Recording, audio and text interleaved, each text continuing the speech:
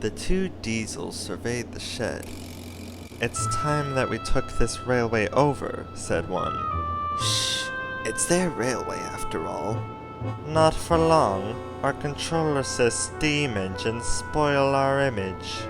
"Of course we do," snapped Duck. "We show what frauds you are. Call yourselves engines. If anything happens, you care nothing for your train. You just moan for a fitter. We bring it home, if only on one cylinder.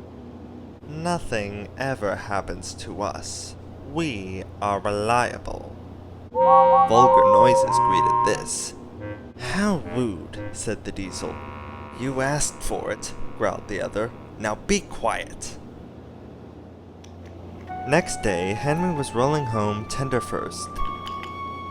"I'm a failed engine," he moaned. "Lost my regulator. Driver says it's jammed wide open and he can't mend it till I'm cool. However, I've got steam and driver can use my reverser, but it would happen after Duck fooled me with those tenders.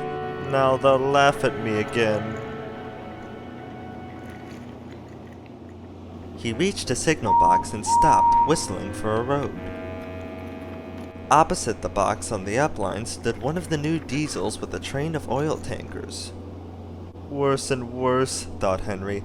"Now old Reliable will laugh at me too." The signalman came out. "For pity's sake, take this spam can away. It's failed. The limited is behind, and all he does is wail for his fitter." "Spam can?" fumed the diesel. "Stow it," snapped the signalman, "or I'll take my tin opener to you." The diesel subsided at this dreadful threat, and Henry pulled the train out of the way. The diesel didn't help, he just sulked.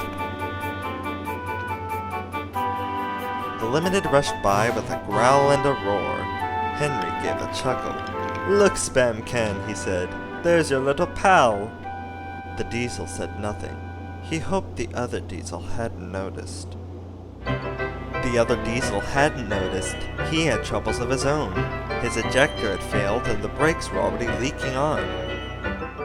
He struggled on for half a mile before being brought to a stand, growling furiously, unable to move a wheel. "Well, well, well, did you hear what Signalman said? I thought they'd be laughing at me," chuckled Henry. "Now the joke's on them." "Moving two dead diesels in their trains," said his driver thoughtfully. "That's no joke for a failed engine. Do you think you can do it?" "I'll have a good try," said Henry with spirit. "Anyway, that diesel's better than old Spam Can. He did try and shut him up last night." "Come on then," said his driver. "We mustn't keep the passengers waiting." "Get moving, you!" Henry puffed the sulky diesel into motion and started the rescue.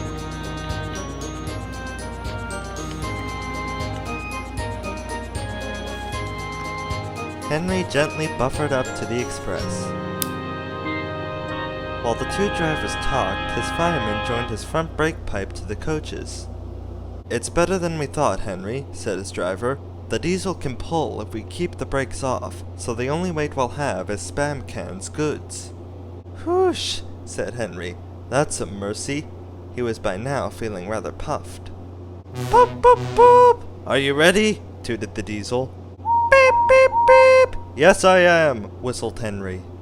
So with the diesel growling in front and Henry gamely puffing in the middle, the long cavalcade set out for the big station.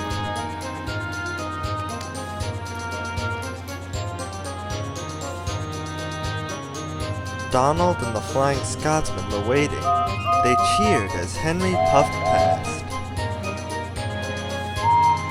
Henry braked the coaches thankfully.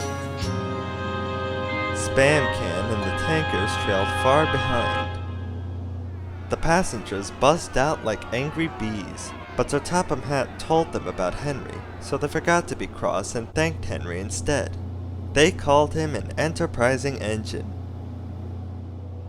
They were thrilled too when Flying Scotsman backed down on the train. If the guard hadn't tactfully shooed them to their coaches, the train would have started later than ever. Donald took the goods. "Return this diesel to the other railway," ordered Sir Topham Hatt. I will write my views later. Henry and the other Diesel went away together.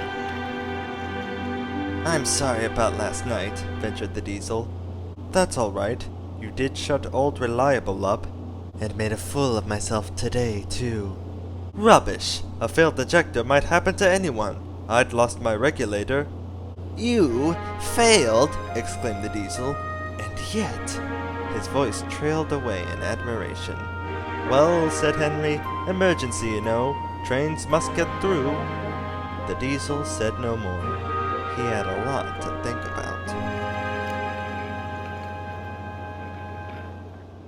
Next day, Henry spoke a good word for the Diesel, and so Topham Hatt decided to give him another chance.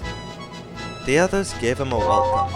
He had good manners for a start, so Henry didn't find it hard to teach him their ways. He finds them different from those of the other railway, but much more interesting. He is now quite a useful engine. They teased him at first because of his growls. They said he was like a bear. He still growls, not because he's cross, but because he can't help it. His name, Bear, has stuck. He likes it. It's nicer than just a number, he says. Having a name means that you really belong.